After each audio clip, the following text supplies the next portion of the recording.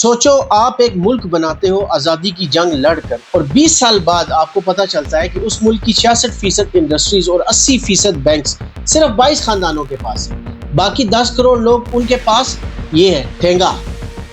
یہ کوئی conspiracy theory نہیں، یہ بات خود پاکستان کے ایک گورنمنٹ اکنامسٹ نے گورنمنٹ کے سٹیج پر کھڑے ہو کر بولی۔ آج ہم بات کریں گے ان 22 خاندانوں کی جو اس ملک کے اصلی حکمران تھے، جبکہ نام کسی اور کا تھا۔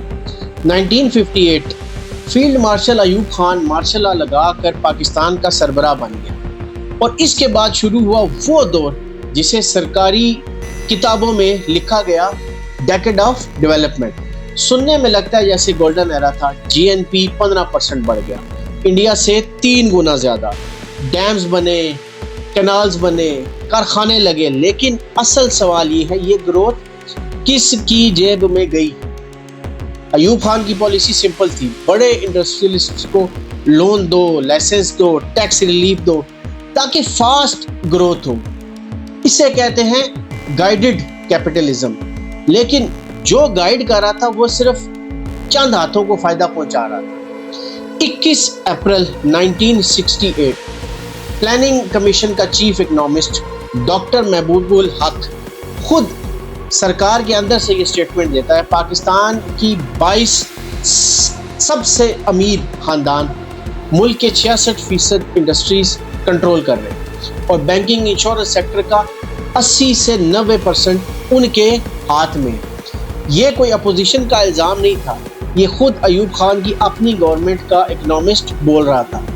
سوچیں، ملک کی پوری آبادی کا اتنا چھوٹا سا حصہ اتنا زیادہ ویلتھ کنٹرول کر رہا تھا، اور ایسٹ پاکستان وہاں حالات اور بھی خراب تھے۔ فارن ایڈ اور انویسٹمنٹ زیادہ تر ویسٹ پاکستان میں ہی جا رہا تھا۔ یہ صرف اکنامسٹ گیپ نہیں تھا، یہ ایک فالٹ لائن تھی جو آگے چل کر ملک کو توڑ دے گی۔ ایک طرف فیکٹریز لگ رہی تھی، ڈیمز بن رہے تھے، میڈیا دکھاتا ڈیولپمنٹ، دوسری طرف عام آدمی مہنگائی میں پس رہا تھا، اور پورے ملک کا کریڈٹ چند خاندانوں کے تھرو بانٹ رہا تھا۔ جب یہ سچ باہر آیا تو عوام میں غصہ پھیل گیا، لوگ پوچھنے لگے ڈیکیڈ آف ڈیولپمنٹ کس کے لیے تھا؟ ذوالفقار علی بھٹو نے اس غصے کو آواز دی، اسٹوڈنٹس سڑکوں پر نکل آئے، مزدور ہڑتال پر چلے گئے، پورے ملک میں پروٹیسٹ شروع ہو گئے۔ یہ صرف ایک اکنامک ایشو نہیں رہا، یہ ایک موومنٹ بن گیا، اور 1969 میں جس ایوب خان نے خود کو اسٹرانگ لیڈر کہا تھا اس نے استعفیٰ دے دیا۔ لیکن سوال یہاں یہ ہے، کیا وہ 22 خاندان بھی ختم ہو گئے یا صرف نام بدل گئے؟ کچھ کمنٹیٹرز کہتے ہیں کہ اصل 22 خاندان تو وقت کے ساتھ بدل گئے، لیکن کنسنٹریشن آف ویلتھ کا ماڈل وہی ہے، صرف چہرے نئے آ گئے۔